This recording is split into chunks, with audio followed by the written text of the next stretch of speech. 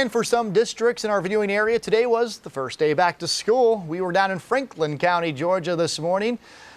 And you can see a lot of folks there excited. This was in Carnesville. The district is not requiring masks for students, but say they are strongly encouraging students and staff to do what's best for public health.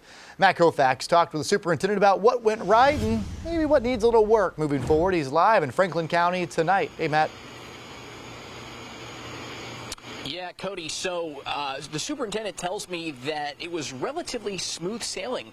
He's very pleasantly surprised by that, and he says that the return to school amidst COVID-19 really started back in June when athletics resumed, and since then they've had very few cases. He hopes that it stays that way. They're not taking any chances, though, after today's first run.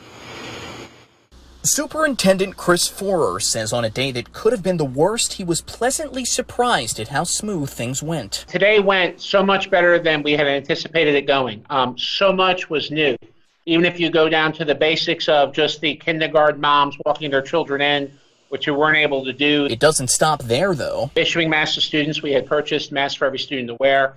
The divider is up in every desk for safety precautions. No one used the cafeterias to eat either breakfast or lunch. Everybody ate in their classrooms. The school district is not requiring masks, but are strongly encouraging them in reflection of Governor Brian Kemp's wishes. I would say we were probably running about 75% of students wearing masks today. Athletics are also in full swing. They have been since June, and tonight Franklin High hosted a softball game. They started with groups of 10, and then they got to go to groups of 25 and got to use a ball, and they kept progressing out. Forer says he's optimistic they can do all of this safely. We have had a couple of cases, but what we have found is when you do what you're supposed to do, when they do the contact tracing, instead of quarantining a whole team, it's a much more isolated group. Since June, he says 2 employees and 3 students have contracted COVID-19, and he says he hopes that's all they have as they continue to follow health guidelines. If we perform properly with our safety precautions, then we can mitigate, a big outbreak. He says student and staff safety is their top priority, and he hopes this reopening bodes well. It's going to continue to be positive and